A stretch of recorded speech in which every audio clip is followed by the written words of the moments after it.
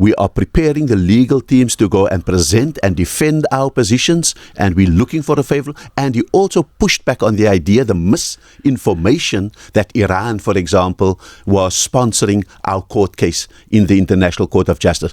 So it's very clear the minister could have been silent about it before announcing me. Yeah. But the minister chose to say, this is the condition on which Ambassador Rasool will be coming there. This is an unshakable position. What it means now is that we have rested our case because South Africa had to rise to the occasion because the Palestinian neighbors were silent for whatever reasons. So someone had to stand up for the Palestinians, and after weeks of silence, South Africa did that, and suddenly South Africa captured the imagination, and we had to. The question now is, we need to now have our lawyers take on that matter. Our civil society here in South Africa must continue to put pressure.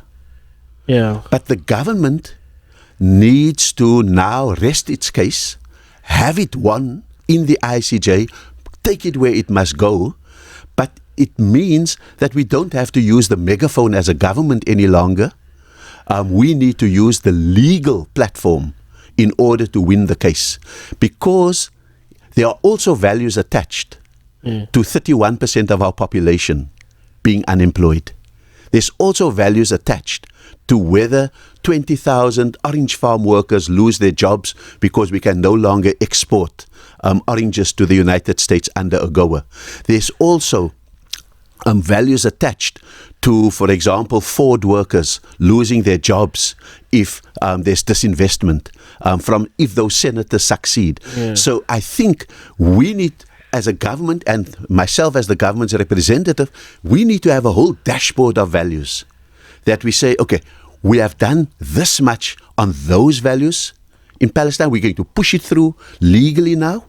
But we also now need to keep the other side of the values in mind and fight for the interests that are able to.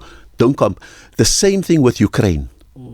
We must put it to the United States. And I feel this is where I think President-elect Donald Trump's transactionality will come through. He again announced we must stop the Ukraine war very quickly. Yeah. So the point is, he's not ideologically invested in the Russia-Ukraine thing, nor was South Africa. Russia isn't the Soviet Union that helped the ANC. They're just another country. They have less than 2% trade with us. So we don't go to fight a war about Russia, let alone have arms to give them. So the point of the matter is, we said we are non-aligned. We're not taking sides. That doesn't mean we are neutral with values.